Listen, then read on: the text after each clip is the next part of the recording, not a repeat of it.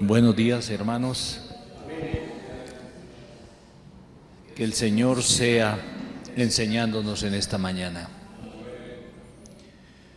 Vamos a abrir nuestras Biblias en Zacarías, el capítulo 11. Zacarías, el capítulo 11.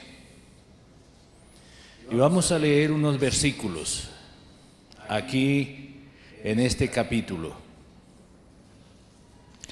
Vamos a leer los versículos 4 hasta el 9 de Zacarías capítulo 11. ¿Lo tienen todos? Bien. Esta entonces es palabra de Dios, palabra que el infinito Dios de amor, de misericordia, de gracia, quiso dejarnos para que nosotros viviéramos, para que nosotros supiéramos qué es disfrutar de esta vida y sobre todo para que sembráramos en esta tierra para cosechar en la eternidad, para que usted se lleve, para que yo me lleve, para que usted se lleve cuando el Señor nos llame, me lleve con el sepulcro, me lleve eso también, porque no hay ninguna cosa que nos podamos llevar al sepulcro, ¿verdad? ¿Qué nos podemos llevar? El ser humano sin la verdad se preocupa, acaba su salud, no duerme para acumular dinero, para acumular riquezas. ¿Y qué se va a llevar? Nada. Conocemos padres que acumularon inmensas fortunas y luego llegó el hijo que no le tocó sudarla, como se dice, y el hijo despilfarró todo, ¿no? Conozco otros ricos que todos se lo piensan dejar a una fundación. Bueno, no está mal donarle a una fundación, pero los cristianos no pensamos primero en fundaciones, los cristianos pensamos primero en el reino de Dios, ¿no es verdad? Sí, está bien que si usted tiene bastante dinero, ayude a una fundación, pero antes que pensar en la fundación, piense en la empresa de Dios. ¿Estamos de acuerdo? Después entonces mira si le ayuda a la fundación también. Primero el reino de Dios, la empresa de Dios, la familia de Dios. ¿Entendemos? Bien, hermanos, esta palabra que vamos a leer es parte de esa bondad, de ese amor que Dios quiso dejarnos para, al no dejarnos abandonados a nuestro propio albedrío, sino que nos amó, no nos dejó a nuestras propias tonterías, a nuestras propias necedades, a lo que a nosotros nos parecía, y nos dejó su santa palabra. Y lo que vamos a ver en esta mañana es una porcioncita de todo eso que debemos estudiar y que debemos aprender. Vamos a leer la palabra de Dios en Zacarías, el capítulo 11, versículos 4 al 9. Dice así: así ha dicho Jehová mi Dios, apacienta las ovejas de la matanza, a las cuales matan sus compradores, y no se tienen por culpables. Y el que las vende dice: bendito sea Jehová, porque he enriquecido. ni sus pastores tienen piedad de ellas. Por tanto, no tendré ya más piedad de los moradores de la tierra, dice Jehová. Porque he aquí yo entregaré los hombres, escuchen bien, entregaré los hombres cada cual en mano de su compañero. Delincuencia común, ¿no? He aquí entregaré los hombres cada cual en mano de su compañero y en mano de su rey. Ay de aquel país que cae en mano de un rey que no le da la cara a la verdad y que le da la espalda a la verdad. Ay de esa nación. Pues aquí el Señor está diciendo eso. Dice: yo entregaré los hombres cada cual en mano de su compañero y en mano de su rey, y asolarán la tierra, y yo no los libraré de sus manos. Apacenté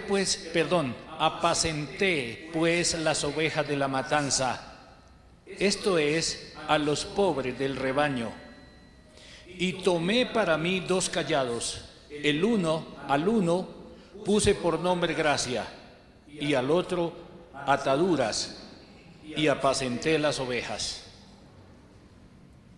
Y destruí a 3 pastores en un mes, pues mi alma se impacientó contra ellos. Y también el alma de ellos me aborreció a mí. Y dije: no os apacentaré. La que muriere, que muera. Y la que se perdiere, que se pierda. Y las que quedaren, que cada una coma la carne de su compañera. Terrible, ¿no? Terrible. Bien. ¿No les ha pasado que de pronto a veces uno lee estos libros como el de Zacarías y carambas, ¿qué significa esto? ¿Qué quiere decir esto, no? Y como que no entendemos. Bueno, tranquilo hermano, tranquila hermana, usted no está sola, usted no está solo. Yo sufro de eso también. Yo tengo ese problema. ¿Qué quiere decir esto? ¿Qué nos está enseñando el Señor aquí? Pues hermanos, lo mejor es que siempre las escrituras las interpretemos con respecto a otras escrituras. Y así vamos entendiendo mejor lo que nos dice la palabra de Dios y que a veces nos resulta un poquito complejo entender. Bien, comencemos pues. Comienza el profeta hablando de las ovejas de la matanza, ¿verdad? Así ha dicho Jehová mi Dios: apacienta las ovejas de la matanza. ¿Qué es esto?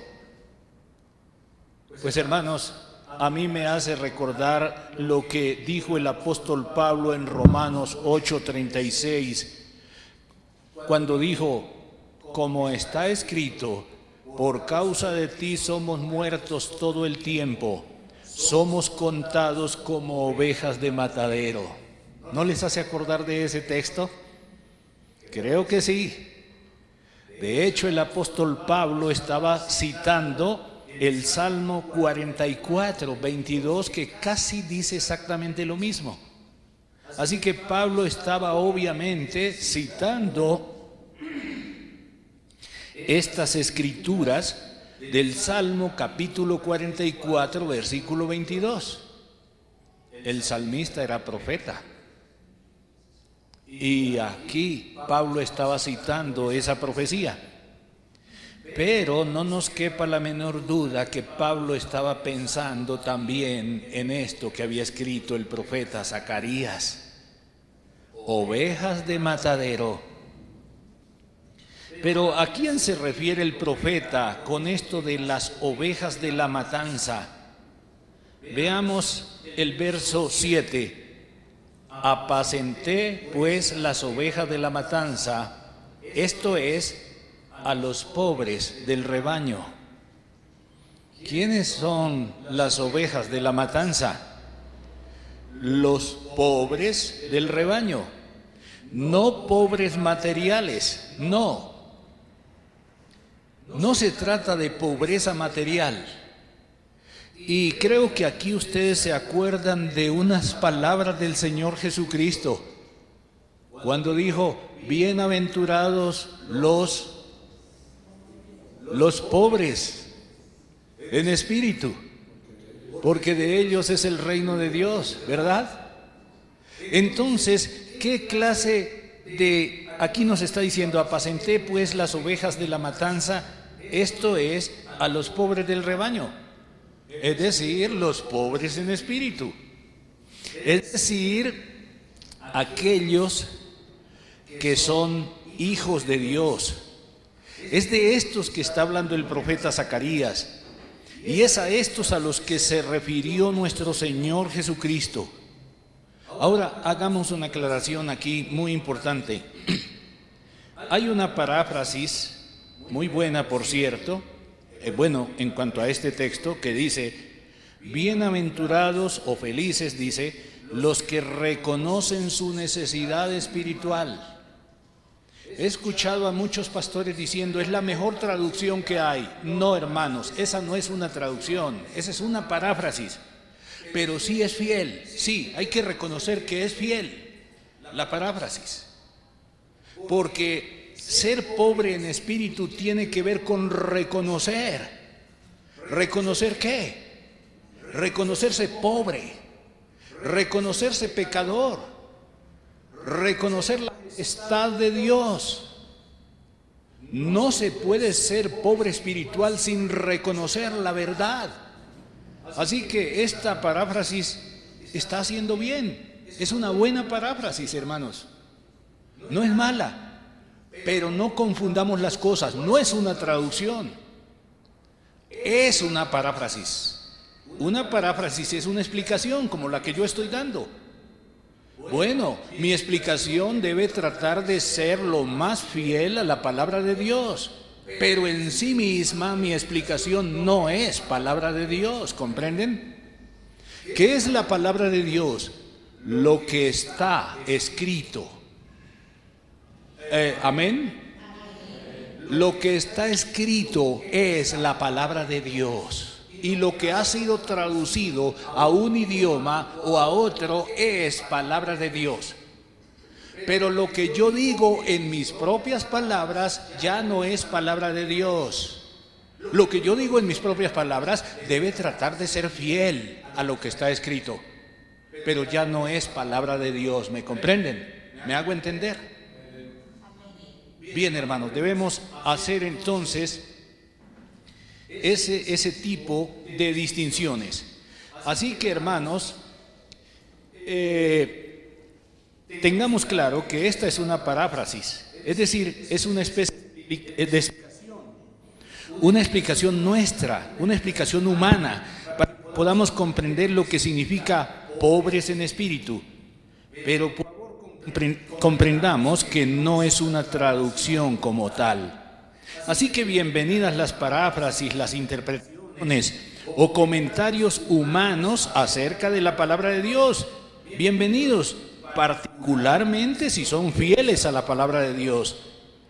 Hermanos, entonces recordemos siempre esto. Bien, ¿qué significa entonces esto de ser pobres en espíritu? ¿Qué significa? Son aquellos que al haber sido alumbrados por la verdad se reconocieron a sí mismos tal como eran, es decir, pecadores, verdaderos pecadores, sucios ante la presencia santa de Dios, y por lo tanto se reconocieron a sí mismos indignos de cualquier regalo, de cualquier dádiva de parte de Dios. Ese es un pobre en espíritu, el que se reconoce indigno de cualquier dádiva. Desde cuando caímos en pecado en nuestro primer padre Adán, allá en el paraíso, fuimos destituidos de la gloria de Dios porque ya no podíamos estar en su santa presencia. De manera que la naturaleza humana se corrompió y de ahí en adelante nos volvimos enemigos de Dios. No quisimos oír a nuestro Dios, nos rebelamos contra Él. Todo esto, hermanos, y mucho más. De manera que no tenemos nada que ofrecerle a Dios. Nos reconocemos absolutamente pobres. No tenemos nada que aportarle a Él. Todo lo hemos recibido de Él y lo hemos recibido de pura gracia. Esto es lo que significa ser pobre en espíritu. ¿Me hago entender, hermanos? Hermanos, entonces, estos son los pobres en espíritu, los que hemos sido bautizados. El domingo pasado tuvimos el privilegio de que unas personas fueron bautizadas como lo mandó el Señor Jesucristo. Ellos dieron un testimonio público de que murieron al mundo y la vida que hoy viven ya no les pertenece. Ya no, esto está fallando bastante, ¿no? Ya no viven para ellos, sino que vive Cristo en ellos. Y la vida que ahora viven, la viven para Dios, no para ellos, porque ya no se pertenecen a sí mismos. Eso fue lo que hicieron estos hermanos el domingo pasado. Eso es lo que hemos hecho nosotros cuando nos hemos bautizado. Hemos muerto al mundo, hemos dado un testimonio público de que ya he muerto al mundo y yo me comprometo con la vida cristiana. Eso es lo que hicieron los hermanos hace 8 días. Hermanos, los que hemos sido bautizados en Cristo, hemos asumido la responsabilidad de honrar los mandamientos de Dios, no pisotearlos. Por ejemplo, como el 4.º mandamiento. ¿Recuerdan cuál es el 4.º mandamiento?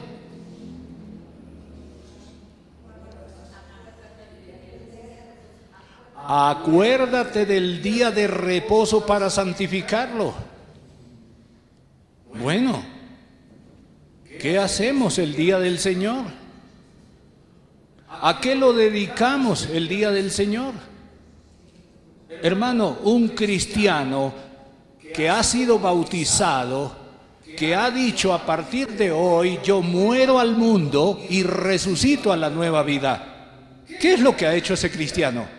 Ese cristiano se ha comprometido con los mandamientos de Dios. ¿Está claro eso, hermanos? Sí. Él le dice al mundo, ya no vivo yo, ahora en mi vida manda Cristo. Amén. Entonces, hermanos, estas son las mismas ovejas de la matanza de las cuales estamos leyendo aquí en Zacarías.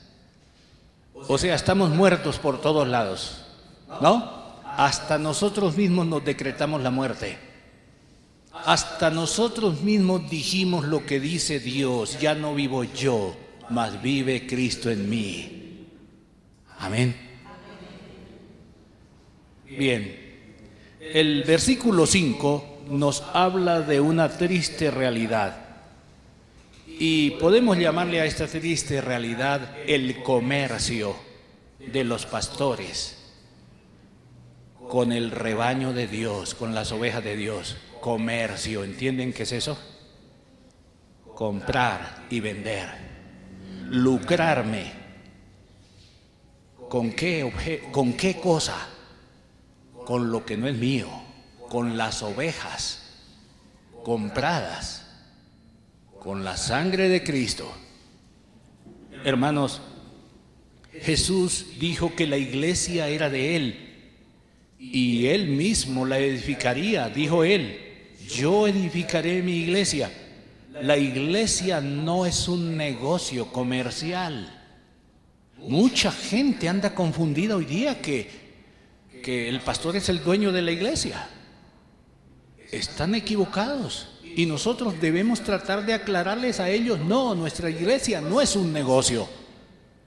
Allá el pastor tiene su salario, la iglesia le paga un salario y eso nomás. Las demás ofrendas y diezmos que se reciben son para el servicio, para la evangelización, para apoyar a los pobres, en fin, para muchas otras causas, para las misiones. Pero la iglesia no es un negocio del pastor. Debemos aclararle esos puntos a la gente de afuera, porque lamentablemente, hermanos, la iglesia hoy día, lamentablemente, muchos grandes líderes de hoy han hecho de la iglesia un negocio, una empresa que les produce mucho dinero. Lamentablemente, hay que decirlo. No tenemos por qué defender eso, hermanos. No, defendemos la verdad, no la mentira. Amén. Proverbios 23:23 dice: compra la verdad y no la vendas. A ver, ¿qué significa eso de comprar la verdad? Bueno, significa que debemos estar dispuestos a pagar el precio que haya que pagar por la verdad, aun si fuera la vida. ¿Podemos decir amén a eso? Sí, hermanos, ¿estaríamos dispuestos incluso a dar la vida por la verdad? Sí, porque la verdad es la vida. Si nos quitan la vida, ¿qué importa, hermanos? Tendremos la vida eterna. Entonces no importa que nos quiten esta vida. El Señor dijo allá en Mateo capítulo 10, dijo: no temáis a los que matan el cuerpo, el alma no la pueden matar. Lo máximo, lo peor que pueden hacernos es quitarnos la vida física, pero no nos podrán quitar la vida eterna. No los temáis. Temed a aquel que puede destruir el cuerpo y el alma en el infierno. A ese temed. Sí, hermanos. Entonces, compra la verdad. O sea, paga el precio que haya que pagar. Esto duele a muchas personas. Ustedes recuerdan de un rico que fue diciéndole al Señor, hincando su rodilla: maestro, ¿qué debo hacer para tener la vida eterna? Para heredarla, le dijo. Qué orgulloso. Y el Señor, tratando de que él mismo se diera cuenta de sus propias debilidades, de sus propios pecados, le dice: bueno, los mandamientos sabes, ¿los has guardado? Ah, sí, claro, desde mi juventud, desde niño he guardado eso. Todos esos mandamientos yo los he guardado. Qué mentiroso, qué arrogante. El Señor no discute con él y le dice: te falta una cosa. Le va a pegar donde le duele. Vende todo lo que tienes y dalo a los pobres. Ay, ahí sí no. Hermano, ¿cuánto estamos dispuestos a pagar por la verdad? Bueno, no es que la verdad se pueda comprar con dinero, no. Pero, ¿qué estaríamos dispuestos a perder? ¿Recuerdan de esa parábola del Señor Jesucristo que dijo que un hombre fue por un campo y encontró de pronto en un campo un tesoro? Y entonces, ¿qué hizo ese hombre? Fue y vendió todo lo que tenía y compró el tesoro, ¿recuerdan? ¿Hay algún tesoro más sublime, más grande que la verdad, que nos hace libres, que nos hace verdaderamente libres y que nos dará la vida eterna por los siglos de los siglos? ¿Hay algún tesoro mejor? No. Entonces, hermanos, compra la verdad. Pero ¿sabes qué? No comercies con ella. No la vendas. Eso es lo que dice Proverbios 13:23. Creo que está claro, ¿sí? ¿Cierto? No la vendas. Vosotros sois la luz del mundo, dijo el Señor Jesucristo. El pueblo de Dios debe alumbrar alumbrar el mundo que está en la oscuridad, perdido, sin esperanza y sin Dios. Pero este comercio ha empeorado las cosas. Este comercio ha cerrado muchas puertas. Hermanos, volver un comercio, lo que no debemos convertir en comercio, ha hecho que muchas personas no quieran venir a la iglesia. ¿Por qué? Porque piensan que esto es igual. Bien, esta maldad de esta clase de comercio hace que la ira de Dios venga sobre las naciones, sobre los países. Esto es lo que nos dice el versículo 6. Leamos el versículo 6. Dice: por tanto, no tendré ya más piedad de los moradores de la tierra. Miren, eso agrava los problemas. Hay problemas en el mundo, pero lamentablemente el comercio con la verdad acaba de empeorar las cosas. Por tanto, no tendré ya más piedad de los moradores de la tierra, dice Jehová, porque he aquí yo entregaré los hombres, cada cual en mano de su compañero. Delincuencia común, ¿no? Cada quien entregado al capricho, al egoísmo, a la mentalidad rastrera de quitarle lo que lleva. Hermanos, yo entregaré los hombres, cada cual en mano de su compañero. Ese es un juicio de Dios. Esa es una maldición de Dios. Pero aquí hay otra maldición. ¿Cuál es? La que sigue. Dice: yo entregaré los hombres en mano de su rey. ¿Lo leen ahí? Ay, hermanos, ¿han conocido ustedes naciones lamentablemente entregadas en mano de su rey? ¿En mano de su gobernante? ¿Sí las han conocido? Bueno. Bueno, hermano, sí las hemos conocido y las estamos viendo en el mundo. Hermanos, ay de esa nación que caiga en manos de un tirano. Ay de esa nación. ¿Qué nos queda, hermanos? Humillarnos. No crean que estamos a salvo. ¿Qué nos queda? Humillarnos y pedir misericordias al Dios del cielo. Amén. Entonces, dice: y asolarán la tierra, y yo no los libraré de sus manos. Terrible, la nación sufriendo, el país sufriendo las consecuencias de su gobernante. Ay, hermanos, esta es una maldición. Hermanos, vamos a continuar. Versículo 7.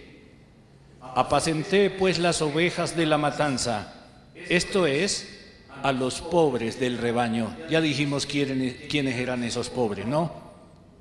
Y tomé para mí 2 callados. Al uno puse por nombre gracia y al otro ataduras. Y apacenté las ovejas. ¿Qué es esto? Hermanos, esto es la gracia. Los que son alcanzados por la gracia, por la dádiva de Dios, por la luz de Dios. ¿Usted ha sido alumbrado por la luz de Dios? Hay un pastor y él tiene un callado que se llama gracia. Gracia perdonadora. Gracia. ¿Qué es la gracia? Gracia es que Dios nos da lo que no merecíamos. ¿Comprenden eso? ¿Y qué es la misericordia? Misericordia es que Dios no nos da lo que merecíamos. ¿Comprendimos? ¿Qué es la misericordia? que Dios no nos paga como merecemos. Esa es la misericordia. ¿Y qué es la gracia? Que Dios nos enriquece infinitamente con lo que no merecíamos. Esa es la gracia. Dios nos enriqueció. El apóstol Pablo dice que Él, siendo rico, nuestro Señor Jesucristo, se hizo pobre para enriquecernos a nosotros. Hermano, usted, hermana, usted es infinitamente rica. Usted, hermano, es infinitamente rico porque usted es coheredero con nuestro Señor Jesucristo, el Hijo ungido de Dios. Usted es coheredero. ¿Entendemos qué es eso? Coheredero. Entendemos eso, ¿no? Bien. Entonces, aquí viene, estamos hablando de los dos callados, ¿verdad? El uno se llamaba gracia y el otro ataduras. Hemos hablado del de la gracia, pero también hay uno que se llama ataduras. ¿Qué es eso? Otros son apacentados con ese callado que se llama ataduras. ¿Qué es eso? Lo encontramos en 2 de Timoteo 2, 25 y 26. ¿Cómo dice 2 de Timoteo 2, 25 y 26? Dice, Pablo le está pidiendo a Timoteo dice, porque el siervo del Señor no debe ser contencioso, sino amable para con todos, apto para enseñar y sufrido. Oigan bien el 25, que con mansedumbre corrija a los que se oponen, y aquí viene a donde quería llegar. Oigan bien, por si quizá Dios les conceda que se arrepientan para conocer la verdad. Escuche, hermano, conocer la verdad no es algo que está en su poder. Conocer la verdad es un regalo, es una dádiva de Dios por gracia. El que está en la oscuridad debe saberlo. ¿Para qué? Para que se humille y venga humillado a los pies de Cristo, porque Cristo dijo, al que a mí viene no le echo fuera. Escuchen, hermanos, si alguien escucha que esto es don de Dios y dice, oh, si es don de Dios, oh Señor, recíbeme, y él viene y le dice, oh Señor, recíbeme, entonces ¿qué va a hacer Cristo? Lo recibe. Jamás Dios ha rechazado a alguien por ser demasiado pecador. ¿Sabíamos eso? Jamás Dios le ha dicho a alguien, no, a ti no te puedo recibir porque tú eres demasiado pecador. No, Él vino a salvar pecadores. Lo vil del mundo escogió Dios. ¿Lo han leído en la Biblia? Bien, entonces yo, como siento que soy un escogido de Dios, amado de Dios, yo era uno de esos viles pecadores. ¿Se sabe usted pecador? ¿Sabe usted que usted es pecador? Entonces venga a Cristo, porque Él le recibirá. Aleluya. Entonces, versículo 26. La segunda parte del 25, por si quizás Dios les conceda que se arrepientan para conocer la verdad, y aquí venía el punto máximo donde quería llegar, y escapen del lazo del diablo en que están cautivos a voluntad de él. ¿Recuerdan que el otro callado se llama ataduras? Aquí está. ¿Cuáles son esas ataduras?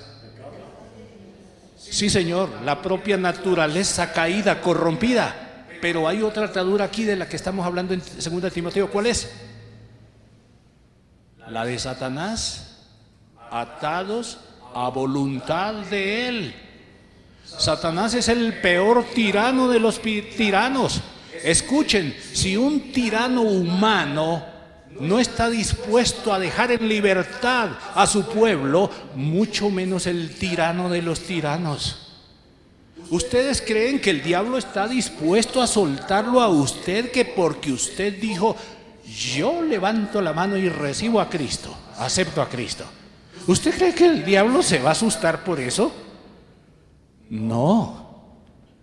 El diablo no le tiene miedo a eso. El diablo no le tiene miedo a lo que usted pueda decir, confesar, aceptar. Nada de eso. El diablo teme.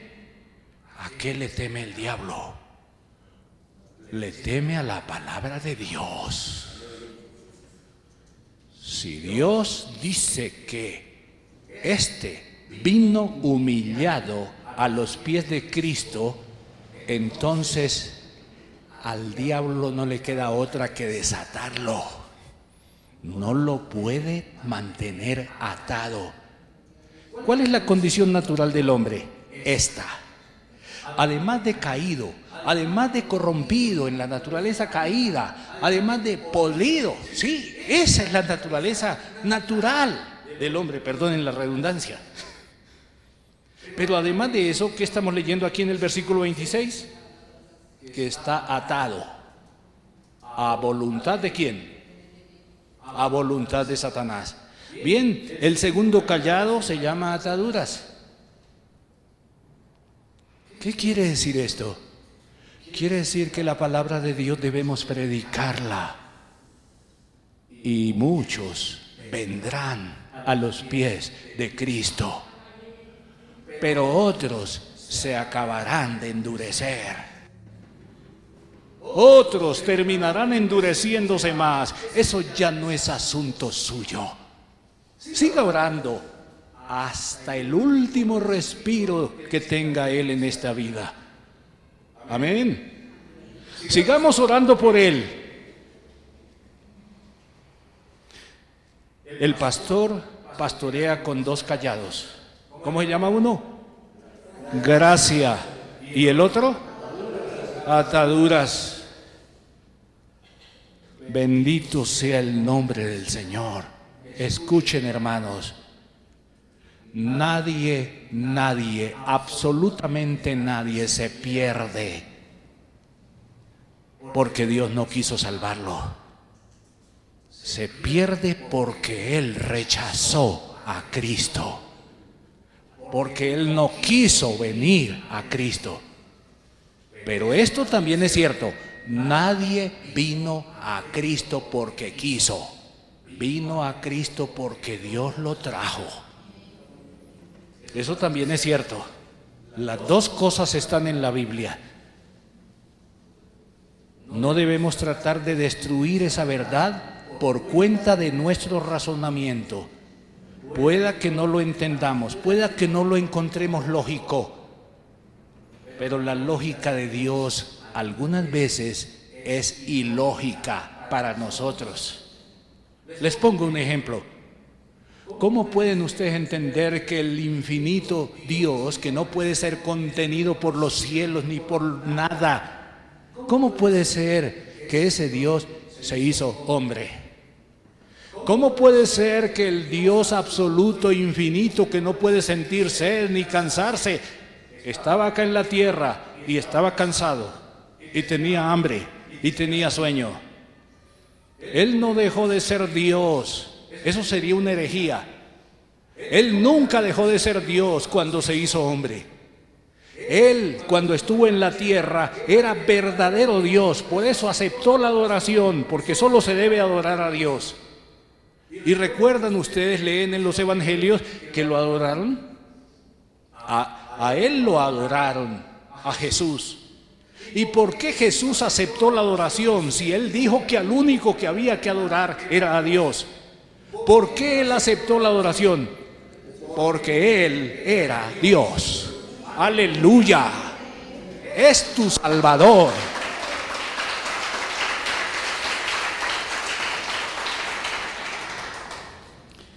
Es tu Señor. Bueno, pregunto, ¿es tu Señor? ¿Es tu Salvador? Ojalá pueda decirlo con el corazón. Si no entiende todo, no se preocupe. Acepte esto. Dios no puede mentir. Dios no puede equivocarse. Créale a lo que está escrito. No me crea a mí, pero créale a lo que está escrito. Esa es tu vida. Eso es tu vida. No lo dejes. No lo dejes. Reténlo. No lo dejes ir. Reténlo, agárrelo para que no se vaya. Guárdalo, porque eso es tu vida. Amén. Entonces, hermanos, aquí en el versículo leemos, en el versículo 8, leemos de Zacarías, perdón, estoy por acá de otra parte. En el versículo 8 leemos: y destruí a 3 pastores en un mes, pues mi alma se impacientó contra ellos, y también el alma de ellos me aborreció. Por supuesto, esto de 3 pastores en un mes es simbólico, es representativo, ¿no? No le demos mayor, no tratemos de buscarle el significado a esas cosas. No, ese es algo representativo. Destruí a 3 pastores en un mes. Esto, lo que sigue: pues mi alma se impacientó contra ellos. Hermanos, no los soportó más. Llega el momento cuando la paciencia de Dios y su misericordia no dan más, y la copa rebosa. También el alma de ellos, dice ahí, aborrecía la verdad. ¿Lo leyeron? Sí, también el alma de ellos aborrecía la palabra de Dios. No les interesó la doctrina de la verdad. Hermanos, toda ciencia tiene su doctrina. Hermano Francisco, ¿no es cierto que el derecho tiene su doctrina?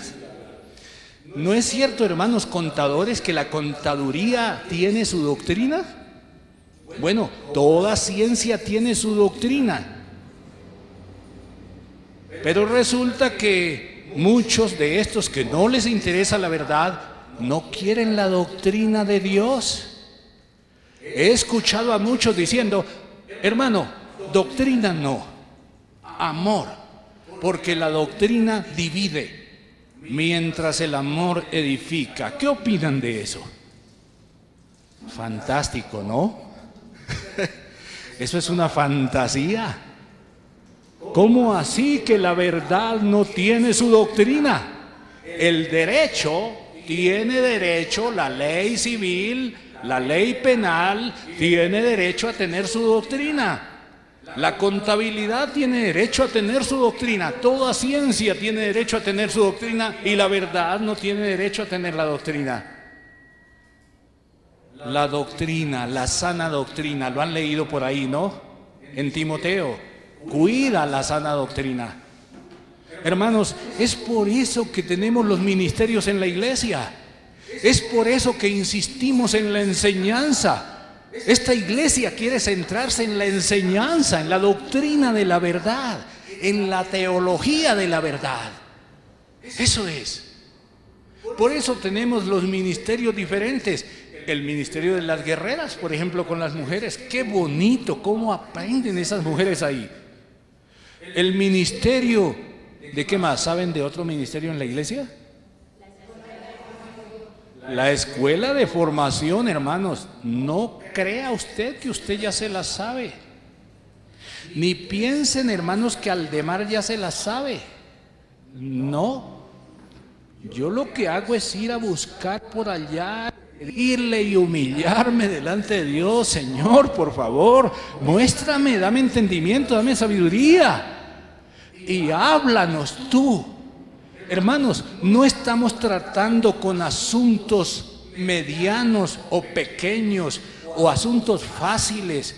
No, estamos tratando con asuntos más altos que los cielos. Estamos tratando con asuntos más profundos que ninguna profundidad. Estamos tratando con asuntos más anchos que la anchura del universo entero, que el hombre no le conoce límites. Hermanos, estamos tratando del amor de Dios, del nombre de Dios, de la grandeza de Dios, de la misericordia de Dios, de la gracia de Dios, de la soberanía de Dios Padre, Dios Hijo, Dios Espíritu Santo. ¿Qué tanto sabemos de eso? ¿Qué tanto sabemos de nuestro Padre, de nuestro Redentor, de nuestro Salvador? Por eso tenemos la escuela de formación. ¿Lo hemos entendido? Entonces, hermanos,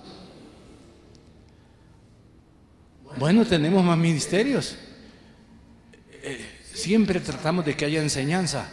La oración los días jueves en la mañana y la oración y el ayuno que están teniendo los jueves en la mañana. Y la oración los días sábados. También se estudia la palabra de Dios. Hermanos, acuérdese, ya no vivo yo, mas vive Cristo en mí. ¿Qué quiere decir eso? Que usted ya no se manda, ahora me manda mi Señor. Y yo trato de agradarle. Sí, hermano, soy débil. Sí. Pero esforcémonos en seguir a nuestro Señor. Recuerden, mis ovejas oyen mi voz. ¿Y qué hacen? Me siguen. Dios los bendiga, hermanos.